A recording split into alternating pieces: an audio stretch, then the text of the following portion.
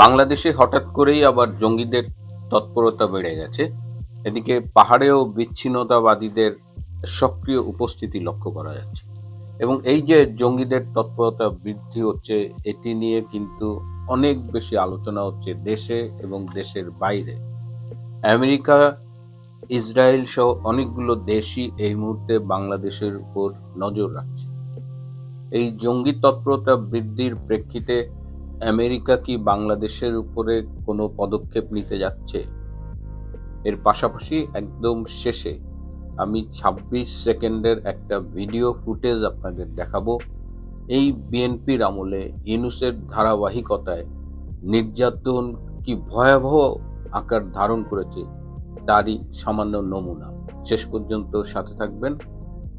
২০২৪ সালের ৫ই আগস্ট ষড়যন্ত্রের মাধ্যমে যে জঙ্গি অভ্যুত্থান ঘটেছিল, যাকে রেজিম চেঞ্জ বলা হচ্ছে, সেখানে যে জঙ্গিদের সক্রিয় অংশগ্রহণ ছিল সেটি আজকে দিনের আলোর মতো পরিষ্কার। এবং তখন কারাগার ভেঙে অনেক জঙ্গি পালিয়ে গিয়েছিল। তাদের মধ্যে ৭৯ জনকে আজও আর ধরা যায়নি। এই ৭৯ জনের মধ্যে আবার ৯ জন ছিল মৃত্যুদণ্ড প্রাপ্ত আসামি। সে ৫ই আগস্টের পর থেকেই আমরা ঢাকা সহ দেশের বিভিন্ন স্থানে এই কলেমা তৈয়ব লেখা আইএসআইএস এর পতাকার আদলে বিভিন্ন পতাকা বহনকারী জঙ্গি গোষ্ঠীদের দেখেছি। এদের আমরা দেখেছি ধানমন্ডিতে যখন ৩২ ভাঙা হয়, তখনও আমরা তাদের এই পতাকা সহ দেখেছি। এরা এখন সারা দেশে ছড়িয়ে পড়েছে। এরা ১ সপ্তাহব্যাপী কর্মসূচি ঘোষণা করেছে। এরা মোটরসাইকেল নিয়ে র্যালি করছে। দিনাজপুরের একটা সেতুতে তাদের পতাকা টাঙানো হয়েছে। ভোলার একটা সেতুতে তাদের পতাকা টানানো হয়েছে। যাত্রাবাড়ি ফ্লাইওভারে অনেকগুলো পতাকা তারা টানিয়েছে। পুলিশ সেই পতাকা সরিয়ে দিয়েছে।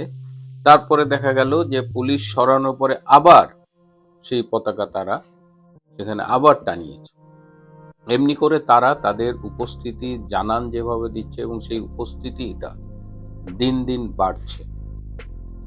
এর আগে গত বছরের ডিসেম্বরে দক্ষিণ কেরানীগঞ্জে একটা বাড়িতে মাদ্রাসা, সেখানে বোমা বিস্ফোরণে কয়েকজন আহত হয় এবং পরে দেখা গেছে সেখানে বোমা বানানোর নানা রকমের কেমিক্যাল রয়েছে। গত ফেব্রুয়ারিতে চাঁপাইনবাবগঞ্জে সেই বোমা বানাতে গিয়ে বিস্ফোরণ হয় এবং ২ জন মারা যায়। এই সবাই জঙ্গি তৎপরতার সাথে জড়িত। তো এখন প্রশ্ন উঠেছে যে এত বেশি জঙ্গি তৎপরতা, এবং এটি যখন ভারতের ইসরায়েলি রাষ্ট্রদূত বলেন যে বাংলাদেশ এবং পাকিস্তানে হামাস অপারেট করছে, তখন এটা পুরো ওয়ার্ল্ড মিডিয়ায় কিন্তু নতুন করে দৃষ্টি আকর্ষণ করে।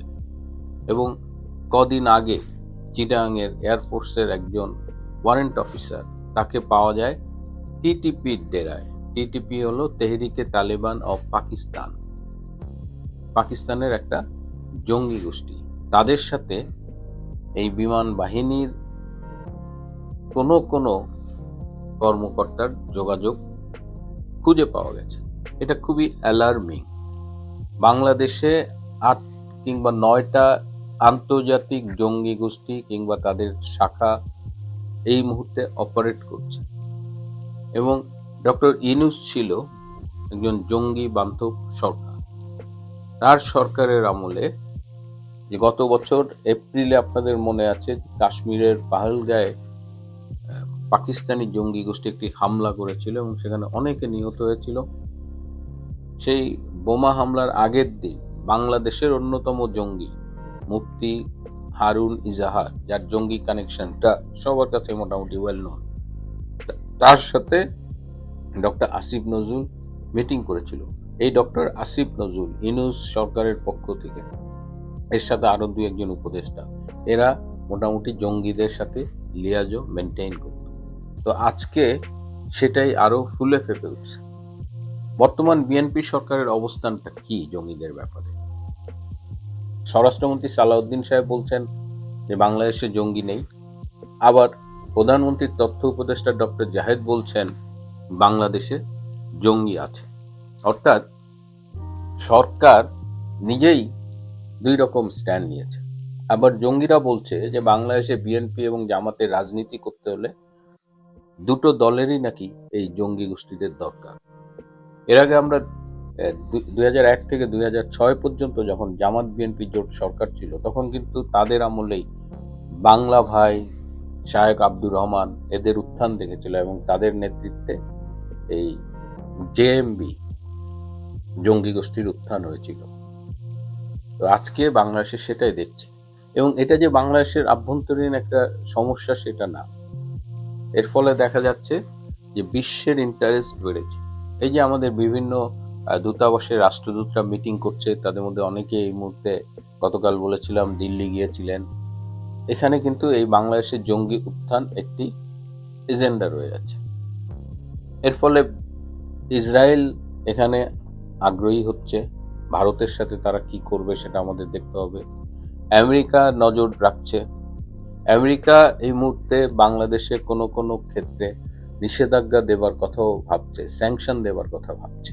এই স্যাংশনটা বিভিন্ন পর্যায়ে হতে পারে, যেমন জঙ্গি অর্থায়নের সাথে সংশ্লিষ্ট কাউকে তারা নিষেধাজ্ঞা দিতে পারে, কারো কারো ভিসার ব্যাপারে নিষেধাজ্ঞা দিতে পারে। তো আমেরিকা এটা ভাবছে। আবার আমেরিকা এই জঙ্গি অভ্যুত্থানকে বা এই জঙ্গিদের উত্থানকে কাজে লাগিয়ে বাংলাদেশের কি সর্বনাশ করে সেটা নিয়েও কিন্তু একটা আলোচনা আছে।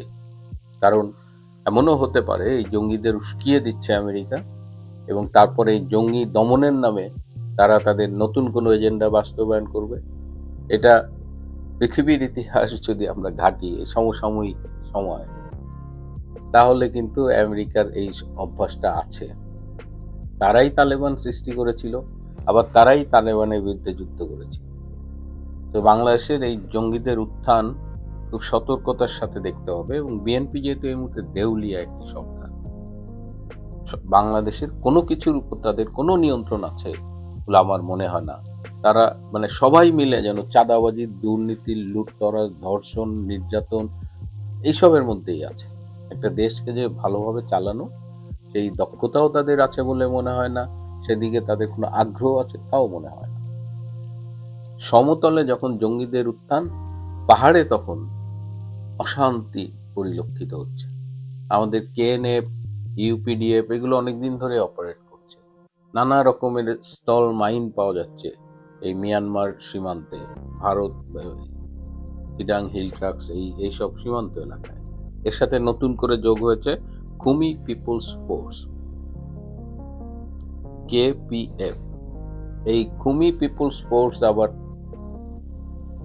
আরাকান আর্মির প্রতিদ্বন্দ্বী। তারা প্রতিদিন আরাকান আর্মির সাথে গোলাগুলি বিনিময় করছে। তো পাহাড় অশান্ত হয়ে উঠছে। শেখ হাসিনার বিরুদ্ধে যখন কথা বলেছি তখন আইন, কনস্টিটিউশন এইগুলি নিয়ে ফ্যাসিস্ট মেসেজ বলেছি, অনেক কিছু করেছি, যার জন্য আমি জাতির কাছে, শেখ হাসিনার কাছে ক্ষমতা চেয়েছি। যে আর আমি বলেছি, স্পষ্টভাবে বলেছি যে আমি কোনো দিন শেখ হাসিনাকে ফ্যাসিস্ট বলবো না। 24-এ এমেন্ড করে আপনি শেখ হাসিনাকে ঝুলিয়ে দিতে চান, যে ট্রাইব্যুনালটা আপনার অবৈধ, টোটালি অবৈধ, রায়টি অবৈধ। যারা ওকে এই রায় দিয়েছেন তারা তো বেসিক্যালি হাইকোর্টের জজও না, বিকজ ওরা ওথ নিয়েছে কিন্তু তারা অফিসে যায় নাই, তারা অফিস অ্যাসিউম করে নাই। এবং এই কনস্টিটিউশনাল অফিসে যদি আপনি অ্যাসিউম না করেন, অর্থাৎ অফিসে না যান, তাহলে আপনি ওই কোর্টের জজ না। অফকোর্স প্রতিহিংসা, তাজুল যেভাবে ওই ট্রাইব্যুনালে বক্তব্য রাখতো, ওইখানে তাজুল, আমি মানে জাস্ট বলি, তাজুলের কথাই ছিল যে আমি যা বলছি ট্রাইব্যুনালকে তাই মানতে হবে। That's it. Advocate Tajul Islam সম্পর্কে আরেকটা মানে বিষয় জানতে চাই আপনার কাছে। যে ব্যক্তি এই ট্রাইব্যুনালে যুদ্ধাপরাধের অভিযোগে বা মানবতা বিরোধী অপরাধের অভিযুক্তদের আইনজীবী ছিলেন, প্রধান আইনজীবী, বিবাদী পক্ষের আইনজীবী, তিনি পরবর্তীতে ওই একই ট্রাইব্যুনালের রাষ্ট্রপক্ষের চিফ প্রসিকিউটর হন কিভাবে? এটির কোনো বিধিমালা কি নেই আইনে যে এটা হতে পারে না, বা conflict of interest? Of course conflict of interest, because যেদিন উনি হয়েছেন সেদিনও 30টি মামলা পেন্ডিং ছিল কমপক্ষে। আইসিটিতে। এখন ওই 30টি মামলার তো আর কোনো কথা নাই, সবাইকে বেল দিয়ে দিয়েছে। এই যে নতুন everybody has got a bail, সব বাইরে ঘুরতেছে। আমন্ত্রণ জানাচ্ছি প্রিয় দর্শক, মার্কেটের নিয়মিত আয়োজন কথোপকথনে আজকে আমাদের সঙ্গে যুক্ত রয়েছেন অবশ্যই আমাদের সবার পরিচিত মুখ এবং সুপ্রিম কোর্টের সিনিয়র আইনজীবী অ্যাডভোকেট মহসিন রশিদ। অ্যাডভোকেট মহসিন রশিদ, আজকে যে বিষয়টা আলোচনা করতে চাই খুবই বার্নিং ইস্যু এবং অবশ্যই আলোচিত ইস্যু। যে ইস্যুটির জন্ম আপনি দিয়েছেন, এর আগে অ্যাডভোকেট ফজলুর রহমান সাহেবও একই বিষয়ে কথা বলেছেন, কিন্তু আপনি রিড করেছেন আন্তর্জাতিক অপরাধ ট্রাইব্যুনাল আইনের বৈধতা চ্যালেঞ্জ করে, এবং এই আইনটিকে আপনি নিশ্চয়ই অবৈধ বলে মনে করছেন। কেন এমনটা মনে করছেন, কি কারণে? এতদিন পর এসে যেহেতু এই ট্রাইব্যুনালের কার্যক্রম তো 2009 থেকে শুরু হয়েছে, আর সাম্প্রতিক সময় যে অ্যামেন্ডমেন্ট হয়েছে সেটির মাধ্যমে 2024 থেকে শুরু হয়েছে, কিন্তু এখন এই মুহূর্তে এসে আপনি কেন চ্যালেঞ্জ করলেন? আমার কয়েকটা গ্রাউন্ডস আছে। গ্রাউন্ড হলো এক, যে ইটস এ ল যেটা একটা পারপাস ছিল, একটি নির্দিষ্ট পারপাসের জন্য এই আইনটি করা হয়েছিল। 1972-এ একটি আইন করা হয়েছিল, কোলাবোরেটরস ট্রাইব্যুনাল অ্যাক্ট একটা ছিল। যারা বাঙালি, যারা পাকিস্তানকে সহায়তা করেছেন, আল শামস, আল বাদার বা যাই যেভাবেই করে থাকেন না কেন, তাদের জন্য এই আইনটি ছিল। কোলাবোরেটেড, এনিমির সাথে কোলাবোরেট করেছে।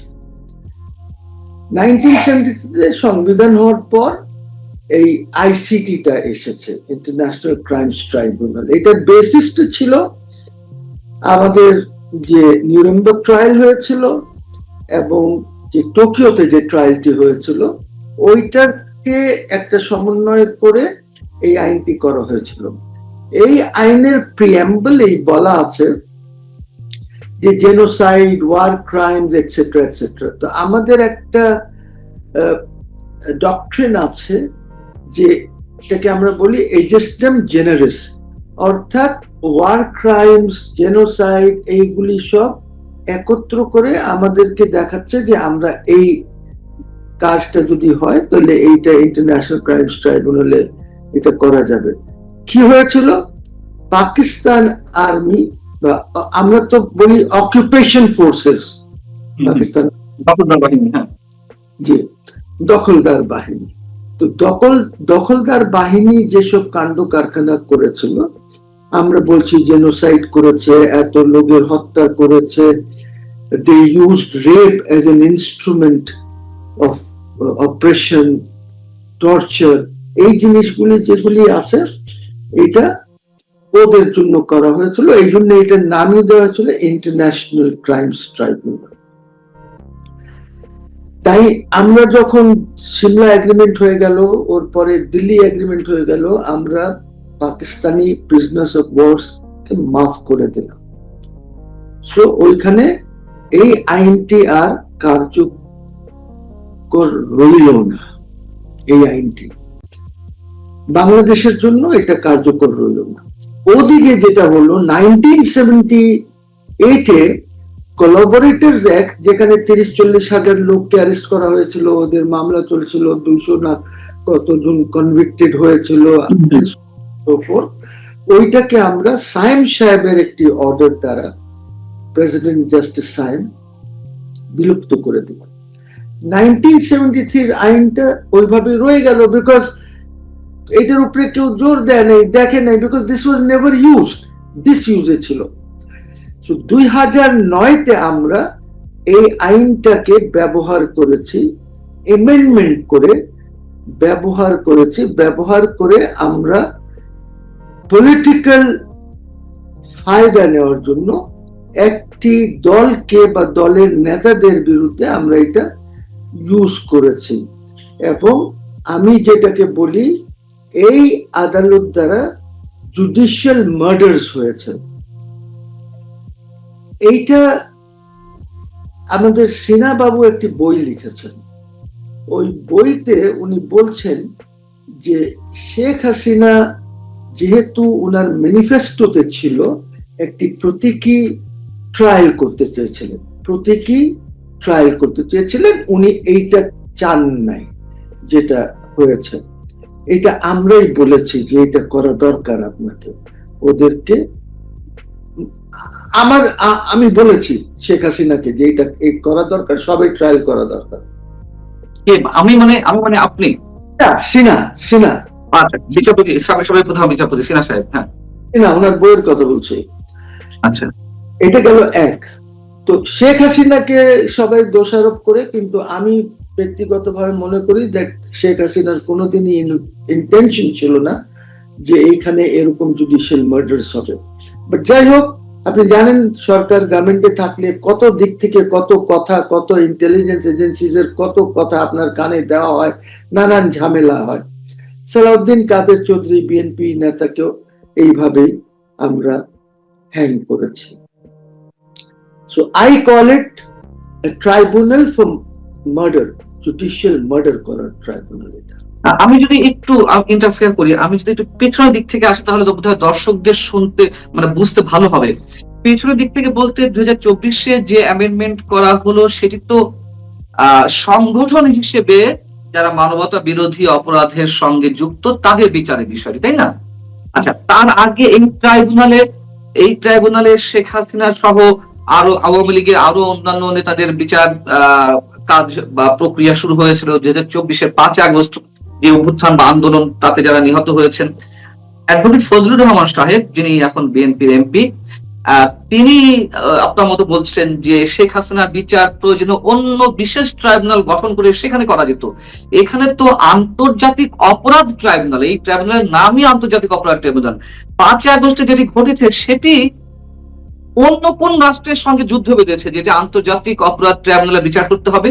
তার মানে এটি বিষয় আগে একটু শুনি, তারপরে আমি 2012 প্রসঙ্গে যাব। এই জিনিসটা আমার পিটিশনেও আছে, ইউ সি, যে বিকজ আমাকে আই ওয়াজ অ্যাওয়্যার যে এই প্রশ্নটি উঠবে যে আপনি এটা করে কি শেখ হাসিনাকে কোনো ফায়দা দিতে চাচ্ছেন, যেহেতু শেখ হাসিনার বিচার হয়েছে এবং তার শাস্তি হয়েছে এখানে। আমি বলেছি যে না, আমি প্রিন্সিপালের উপরে আছি, একটা নীতিগত ইস্যুর উপরে আছি। এক্স্যাক্টলি ফজলুর রহমান সাহেব যে কথা বলেছেন সেটা আমার পিটিশনেও আছে, যে আপনি একটা ট্রাইব্যুনাল করেন, কোনো অসুবিধা নাই।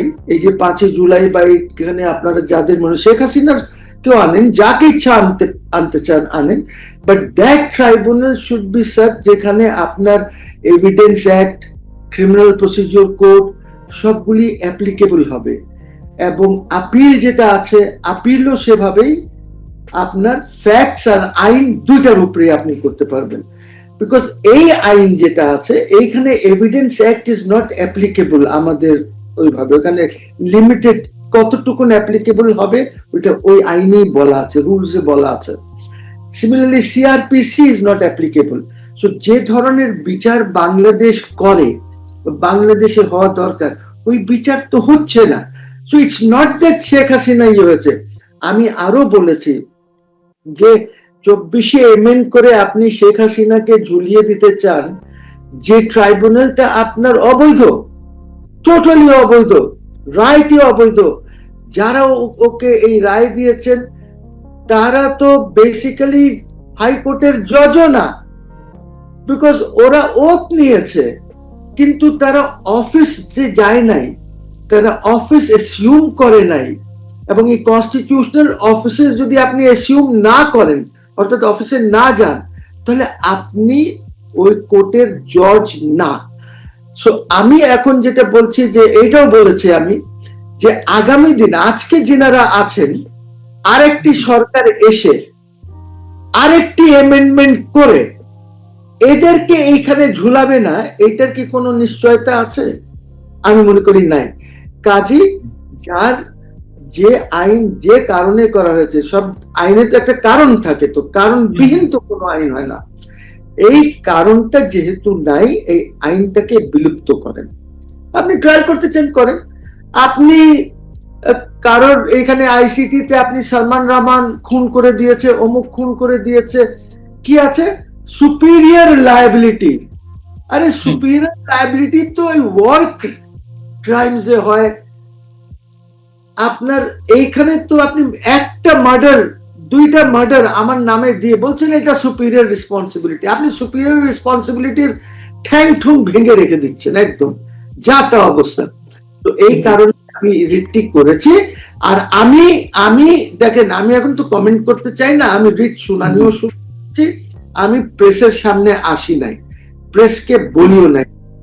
আমি যদি জানতে চাচ্ছিলাম 2024-এ যে অ্যামেন্ডমেন্টটি হলো সেটি তো মানে অন্য কোন মানবতা বিরোধী অপরাধী অথবা মানে কথিত মানবতা বিরোধী অপরাধী অথবা 24-এর আন্দোলন নিয়ে বিচার হবে এইগুলো তো আর হয়নি, হচ্ছে সংগঠন হিসেবে কেউ মানবতা বিরোধী অপরাধে যুক্ত থাকলে সেই সংগঠনের বিচার, এটাই তো সংশোধনে আনা হয়েছে নাকি 2024-এ? এর বাইরে তো অন্য কিছু না। আচ্ছা, যদি অন্য কিছু না হয়ে থাকে তাহলে এই আইনটির তৈরি করা হয়েছিল 71-এ কোলাবরেটর এবং দখলদার বাহিনী বা পাকিস্তানি যারা মানবতা বিরোধী অপরাধে যুক্ত ছিল তাদের এই আইনটি কোলাবরেটরসদের জন্য না, কোলাবরেটরসদের আইন কিন্তু বাংলাদেশ হওয়ার সাথে সাথে কোলাবরেটরস ট্রাইব্যুনাল একটা করা অন্য আইন ছিল, এটা 78 সায়েম সাহেবের সময় ওইটাকে বিলুপ্ত ওটাকে শেষ করে দেওয়া হয়েছে। আপনি নিজামী সাহেবকে বা যাদেরকে প্রফেসর গোলাম আজমকে আপনি কোলাবরেটরস অ্যাক্টে ট্রাই করবেন, আপনি আন্তর্জাতিক এই আইনে ট্রাই করতে গেছেন কেন 2009-তে অ্যামেন্ড করে? ওই যে ইমরান সরকার এইগুলি কারোর চাপে আপনি এই কাজগুলি করেছেন, যেটা শেখ হাসিনার উদ্দেশ্য ছিল না। শেখ হাসিনার উদ্দেশ্য ছিল প্রতীকী ট্রায়াল করা, যেটা সিনহা তার বইতে বলেছে। কোয়েশ্চেন ইজ এইটা গিয়ে তো পড়লো শেষ পর্যন্ত শেখ হাসিনার মাথায়। শেখ হাসিনার তো ইন্টেনশন ছিল না। এই যে আশেপাশে এইসব লোকজন ওকে যে বিভ্রান্তিকর উপদেশ দিয়েছে, এখন একটা চিফ জাস্টিস বা ওরা যদি এইসব কথা বলে তাহলে কি হবে? এই কারণেই পান্না তখন আমি বলেছিলাম যে this is not the supreme court of Bangladesh, this is the supreme court of Awami League. এবং এইটা আছে আর্কাইভসে আছে, চ্যানেল আই থেকে এনে আর্কাইভ থেকে। সুপ্রিম কোর্ট যদি আওয়ামী লীগের হয়ে থাকে তাহলে 2024-এ পর সুপ্রিম কোর্ট বা এখনকার সুপ্রিম কোর্ট বা এখনকার আদালত কার? ওয়েল, এখন কার আদালত সুপ্রিম কোর্ট অফ বাংলাদেশ আছে, বিকজ এটার মধ্যে পরিবর্তন হয়েছে। এখন আগামী দিনে যে অ্যাপয়েন্টমেন্টস গুলি হবে এইগুলি আগের অ্যাপয়েন্টেড জাজেস, ঠিক আছে? এখন 2024-এ পরে তো 23 জন জাজেস যে নিয়োগ দেওয়া হলো আছে, এইটা তো একটা পদ্ধতির মাধ্যমে করা হয়েছে, ওর মধ্যে কিছু জাজকে আবার কনফার্ম করা হয়নি, ঠিক আছে? ওইখানেও পলিটিসাইজেশন হয়েছে, আবার এখানে আপনি পলিটিসাইজ করছেন। So what is the difference between Awami League and BNP? আমি গুণগত কোনো ডিফারেন্স তো পাচ্ছি না। It is painful for me যে হাসিনাকে সরাই তাহলে কি পাইলাম? What have we got? একদিকে ইউনুস পাইলাম, ইন্ডিয়ার সাথে একটা ভেজাল লাগায় রাখা দিছে, এখনো এই গভর্নমেন্ট ওই ভেজালের মধ্যেই পড়ে আছে। দেখেন Panna, I'll tell you something, whatever happens. তাহলে আপনি বলছেন এই বিষয়টিকে যে জুডিশিয়াল মার্ডারের ইনস্ট্রুমেন্ট এই ট্রাইব্যুনালকে এই হিসেবে অভিহিত করছেন, ট্রাইব্যুনাল অফ জুডিশিয়াল মার্ডারস। জি, যদি তাই হয় tribunal of judicial murder, Sheikh হাসিনাকে বিচারিক হত্যার করার একটা প্রক্রিয়া এটিকে এই হিসেবে চিহ্নিত করছেন। যদি তাই হয় তাহলে অন্য ট্রাইব্যুনাল গঠন করেও তো জুডিশিয়াল মার্ডারের ইনস্ট্রুমেন্ট হিসেবে ব্যবহার করা যেত না। এই ট্রাইব্যুনালে কেন নিয়ে এলো? না, তা হবে না, বিকজ এইখানে এভিডেন্স অ্যাক্ট এক্সক্লুডেড আছে, এইখানে ক্রিমিনাল প্রসিডিওর কোড এক্সক্লুডেড আছে, এইখানে আপনার আপিল ফ্যাক্টসের উপরে আপিল হবে না, এইগুলি প্রবলেম আছে। সো এই জন্য যদি আপনি ইফ ইউ আর সিনসিয়ার, যদি গভর্নমেন্ট সিনসিয়ার হয় তাহলে আপনি প্রপার ট্রাইব্যুনাল করেন। শেখ হাসিনার আপনি কি একটা মার্ডারের বলেছেন? সেটা তো অবশ্যই আছে, সেই বিষয়টা আমিও মানে আমি একজন ক্ষুদ্র মানুষ হিসেবে আমার বিবেচনা সেটি আসে যে শেখ হাসিনা যদি বিচার করতে হয় অন্য আরো 10টা স্পেশাল ট্রাইব্যুনাল গঠন করে সেখানে বিচারিক প্রক্রিয়াগুলো সম্পন্ন হতে পারতো। সেটি প্রপার ওয়েতে হোক আর প্রপার ওয়েতে না হোক, কিন্তু কথা হচ্ছে যে এই সেই ট্রাইব্যুনাল যেখানে যুদ্ধাপরাধীদের বিচার প্রক্রিয়া সম্পন্ন হয়েছে, সেখানেই শেখ হাসিনার বিচার প্রক্রিয়া সম্পন্ন করতে হবে, সেখানেই আওয়ামী লীগের বিচার করতে হবে। এটি কি এক ধরনের প্রতিহিংসার জায়গা থেকে ছিল? এবং যেই অফকোর্স প্রতিহিংসা। তাজুল যেভাবে ওই ট্রাইব্যুনালে বক্তব্য রাখতো, ওইখানে তাজুল, আমি মানে জাস্ট বলি, তাজুলের কথাই ছিল যে আমি যা বলছি ট্রাইব্যুনালকে তাই মানতে হবে। That's it. এখন তো there is a proper lawyer যে ক্রিমিনাল ল বোঝে। আমিনুল অনেক মামলা করেছে, বিডিআর এর অনেক ডিফেন্স এসেছিল। এই জন্য এখন আপনি ইউ উইল নট সি যে ট্রাইব্যুনালে ঘন ঘন আপনার জার্নালিস্টদের সামনে এসে বক্তব্য রাখছে আমিনুল, যেটা তাজুল করত। তাজুলের যে স্টাইলটা ছিল, ইট ওয়াজ এ রিভেঞ্জ স্টাইল। কিন্তু কিন্তু আন্তর্জাতিক অপরাধ ট্রাইব্যুনালের যে অ্যাক্ট, সেটি তো ছিল না, ওইটা কোলাবোরেটরস অ্যাক্ট, এটা ৭২-এ করা হয়েছিল। ইমিডিয়েটলি বাংলাদেশে গভর্নমেন্ট ফর্ম করার পর ওটা করা হয়েছিল। আর এইটা করা হয়েছিল পিওডব্লিউস, পাকিস্তানিদেরকে ট্রায়াল করার জন্য।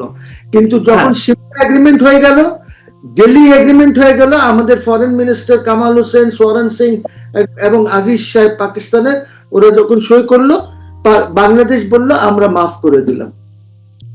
তারপর সেখানে কি সবাইকে মাফ করা হয়েছিল? সেখানে সাধারণ যারা যুদ্ধ অপরাধের বিষয়ে অভিযুক্ত ছিল তাদেরকে মাফ করা হয়েছিল। পাকিস্তানি পিওডব্লিউস, বিকজ ওদের জন্য এটা করা হয়েছিল। না, যেমন চিকন আলী নামের একজনের ফাঁসি হয়েছিল, আমার যতটুকু মনে পড়ে, আমি যতটুকু ছোটখাটো জায়গা থেকে পড়াশোনা করেছি, চিকন আলী নামে একজনের ফাঁসি হয়েছিল এই ট্রাইব্যুনালে। চিকন আলী, আমি জানি না। চিকন আলী নামে একজনের ফাঁসি হয়েছিল, আমি আপনাকে এনশিওর করছি এবং আমি বোল্ডলি বলছি যে চিকন আলী নামে একজন ফাঁসি, এটা ৭২-৭৩-এ হতে পারে। ওইটা কোলাবোরেটরস অ্যাক্ট হবে, বিকজ এই ট্রাইব্যুনাল তো কনস্টিটিউটই করা হয়নি কোনোদিন। আইন হয়েছে, কিন্তু ট্রাইব্যুনাল জজদের অ্যাপয়েন্টমেন্টই হয়নি ২০০৯-এর আগে। বঙ্গবন্ধু যাদেরকে ক্ষমা করেছিলেন, নিশ্চয়ই আমার যদি ভুল না হয়ে থাকে ২৭২ জন। আমি বঙ্গবন্ধুর ক্ষমার কথা বলছি না, আমি বলছি বঙ্গবন্ধুর ব্যাপারে যে কথাটা বলছি, বঙ্গবন্ধু এইটা যেটা চেয়েছিলেন, বঙ্গবন্ধু যেটা চেয়েছিলেন সেটা ছিল বেসিক্যালি দেশকে ইউনাইট করার জন্য। তো লাহোরও গেলেন, হ্যাঁ। ওইখানে ২০০৯-এর আগে কোনদিন কোন জজের অ্যাপয়েন্টমেন্টই হয় নাই আইসিটিতে, নেভার। কিন্তু যারা কোলাবরেটর ছিল, যারা সহযোগী ছিল, যারা যুদ্ধ অপরাধের মতন অপরাধগুলো সংগঠিত করেছে, আলবদর, রাজাকার বাহিনী, তাহলে তাদের বিচারটা কোন প্রক্রিয়ায় সম্পন্ন হতে পারতো? বা আমরা যদি জাতি মনে করে থাকে, সরকার মনে করে থাকে যে না কোলাবরেটর, তাহলে সেই আইন তো ওরা অকুপাইং ফোর্সেস এর সাথে কোলাবোরেট করেছে, এই জন্য ওইটা ৭২-এই করা হয়েছে। সাথে করা হয়েছে, সাথে ওইখানে অনেককে আরেস্ট করা হয়েছে। হলুকাদের চৌধুরী সবাই তো ওইটার মধ্যে ছিলেন। তাহলে আপনি বলছিলেন যে বিচারপতি সিনহা বলছিলেন যে এটা শেখ হাসিনা করতে চাননি, বা তাকে দিয়ে কেউ করিয়েছে, বা তিনি নিজেও বলছেন যে কিছু করা দরকার। এইভাবে বলেছেন বইতে যে উনি একটি প্রতীকী ট্রায়াল করতে চেয়েছেন, প্রতীকী বিচার, রাইট। এটা আমরাও জানি, তখন আমরাও শুনেছি একটা সিম্বলিক ট্রায়াল করতে চাই। হ্যাঁ, বাট উনি উনার চতুর্দিকে যে একদম স্পষ্ট ভাষায় বলি বামগুলি যে ছিল, এই বামগুলি তাকে জোর করে এটা করিয়েছে। আর আপনি জানেন হাউ পাওয়ারফুল ইমরান, কি নাম, ইমরান সরকার, ওটা এখন আলোচনার বাইরে, হয়তো তখন পাওয়ারফুল থাকতে পারে, আমরা জানি না কতটা পাওয়ারফুল ছিল। আইসিটিতে আছে এই কারণে বলছি যে কিন্তু আপনি মনে করেন কিনা যারা যুদ্ধাপরাধের সঙ্গে যুক্ত ছিল এদেশের সহযোগী হিসেবে পাকিস্তানি হানাদার বাহিনীর, তাদের বিচারটি অবশ্যই সেটি প্রতীকী হোক বা মূল যারা নেতৃত্ব ছিলেন তাদের বিচারটি দরকার ছিল কিনা? না, দরকার ছিল, কিন্তু আই নট ইন আইসিটি, আচ্ছা। Not in ICT. ওইগুলির জন্য অপারেটরস অ্যাক্ট 72 তে করা হয়েছে, ওদের জন্যই তো করা হয়েছে। What do you think? I don't know. জনগণকে তো এইগুলি বুঝতে হবে। আমাদের জনগণ তো ওই লেভেলের চিন্তাধারা করে না, ঠিক আছে? আমি শেখ হাসিনার বিরুদ্ধে মুভমেন্ট কে করেছে? আমি করেছি না? আমরা অনেকেই করেছি না? কত কিছু বলেছি না শেখ হাসিনার বিরুদ্ধে? আজকে শেখ হাসিনার পক্ষে আমি কেন কথা বলি? আজকে আমি না ওই রিক্সাওয়ালার সাথে যখন কথা বলি, ওই টঙ্গে গিয়ে যখন চা দোকানে আমি একটু দাঁড়াই, তখন যে আমি কথাবার্তা শুনি, সবাই যখন বলে যে না শেখ হাসিনাই ভালো ছিল, তখন আমি কি করব? আমরা কয়েকজন শিক্ষিত, ওই যে 18-20 কোটি লোক যারা গ্রামে বাস করে, তারা কি কোনো রোল প্লে করেছিল? আমরা তো একটি আমেরিকান কনস্পিরেসির মধ্যে, এই যে ছেলেপেলেরা ছিল, ডক্টর ইউনুসের কনস্পিরেসি, আরো যে কিছু লোকজন ছিল ওদের কনস্পিরেসির মধ্যে, এই যে মজুমদার, ওই যে আমেরিকান এনজিও দালাল, কি নাম, ওই যে সুজনের, এইসব চোরটা এইগুলি কনস্পিরেসি করে দেশটাকে ধ্বংস করে দিয়েছে। Asif Nazrul, Rizwana, you understand, these are the people যারা ডিস্ট্রয় করেছে। আমরা আজকে আমার ডেভেলপমেন্ট দেখো নাই। আজকে আমরা জিনিসপত্র ইনফ্লেশন দেখো কত হয়ে গেছে। এই জন্য আমি বলি, আমি তারেক সরকারকে সাপোর্ট করছি এখন, কিন্তু উনি যে কিছু বেসিক মিস্টেক করে দিলেন না ফাউন্ডেশনে, ওইটা উনি করে ফেলেছেন। উনি যদি এটা চেঞ্জ করেন, ওনার বডি ল্যাঙ্গুয়েজ আমি দেখছি ভালো আছে, ওনার কথাবার্তা ভালো আছে। এখন এইখানে দুইটা জিনিস আছে, পান্না, আমি তোমার সামনে খুব ভালো কথা বলছি, খুব আছে, পিছে গিয়ে চোখ মাইরা দিলাম যে ধর করো গিয়ে, আমার এটা তো পাবলিক জন্য বলছি। I don't know if that is happening. আমি এবার একটা ব্যক্তিগত প্রশ্ন করতে চাই। ব্যক্তিগত প্রশ্ন বলতে, যেমন অ্যাডভোকেট ফজলুর রহমান সাহেব যখন এই ধরনের মন্তব্য করেছিলেন, তখন কিছু ব্যক্তি বা প্রসিকিউশন টিমের অনেকেই আপত্তি জানিয়েছিলেন এবং তাকে আদালতে উপস্থিত হয়ে এই মন্তব্যের কারণে যে এই ট্রাইব্যুনালের অবৈধ শেখ হাসিনা বিচারের জন্য তাকে নিঃশর্ত ক্ষমা চাইতে হয়েছিল। এখন আপনি সেই একই কাজ আইনি প্রক্রিয়ার মধ্যে দিয়ে যাচ্ছেন। অ্যাডভোকেট ফজলুর রহমান সাহেবের সাথে যা করা হয়েছে, সেটি কোন ধরনের আচরণ হয়েছে আপনার মতে? আই থিঙ্ক এইটা ফজলুর রহমান সাহেবের সাথে এই আচরণ করা উচিত হয় নাই। এইটা আপনারা জানেন যে তখন তাজুল সাহেবই ছিলেন যখন এই জিনিসটা হয়েছে। তো তাজুল সাহেবের একটা এই ঘৃণার দিক একটা আছে খুব বেশি। আমরা যারা আছি, আমরা তো কারোর বিরুদ্ধে এরকম ঘৃণা না। আমি ইউনুস সাহেবের বিরুদ্ধে যতই কথা বলি, কিন্তু ঘৃণার দিক থেকে না। শুধু আই এম কনফাইনিং মাইসেলফ ওনার ব্যক্তির না, উনি যেসব গোলমাল করেছেন। আমি শেখ হাসিনার বিরুদ্ধে যখন কথা বলেছি, তখন আইন, কনস্টিটিউশন এইগুলি নিয়ে ফ্যাসিস্ট মেসেজ বলেছি, অনেক কিছু করেছি, যার জন্য আমি জাতির কাছে, শেখ হাসিনার কাছে ক্ষমতা চেয়েছি। যে আর আমি বলেছি, স্পষ্টভাবে বলেছি যে আমি কোনো দিন শেখ হাসিনাকে ফ্যাসিস্ট বলবো না।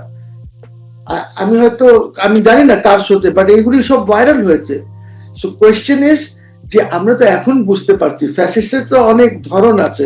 এই যে গুম খুন, গ্রামের কোন লোকটা গুম হয়েছে? 18-20 কোটি লোকের কোন লোকটা গুম হয়েছে? যা হয়েছে এই যারা হয়তো ফেসবুকে কন্টেন্ট ক্রিয়েট করে, যারা হয়তো কিছু রাজনীতি নিয়ে কথা বলে, ওরাই তো হয়েছে। 18 কোটি লোক, কিন্তু এই হাসিনা রিজিম যাওয়ার জন্য 18 কোটি লোক এফেক্টেড হয়েছে। আমি অ্যাডভোকেট তাজুল ইসলাম সম্পর্কে আরেকটা মানে বিষয় জানতে চাই আপনার কাছে। যে ব্যক্তি এই ট্রাইব্যুনালে যুদ্ধাপরাধের অভিযোগে বা মানবতা বিরোধী অপরাধের অভিযুক্তদের আইনজীবী ছিলেন, প্রধান আইনজীবী, বিবাদী পক্ষের আইনজীবী, তিনি পরবর্তীতে ওই একই ট্রাইব্যুনালের রাষ্ট্রপক্ষের চিফ প্রসিকিউটর হন কিভাবে? এটির কোনো বিধিমালা কি নেই আইনে যে এইটা হতে পারে না, বা conflict of interest? Of course conflict of interest, because যেদিন উনি হয়েছেন সেদিনও 30টি মামলা পেন্ডিং ছিল কমপক্ষে আইসিটিতে। এখন ওই 30টি মামলার তো আর কোনো কথা নাই, সবাইকে বেল দিয়ে দিয়েছে। এই যে নতুন এভরিবডি ইজ গট আ বিল, সব বাইরে ঘুরতেছে। ইউ সি, এই জন্য আইনকে কোনো সময় নিজের পক্ষে ব্যবহার করা উচিত না।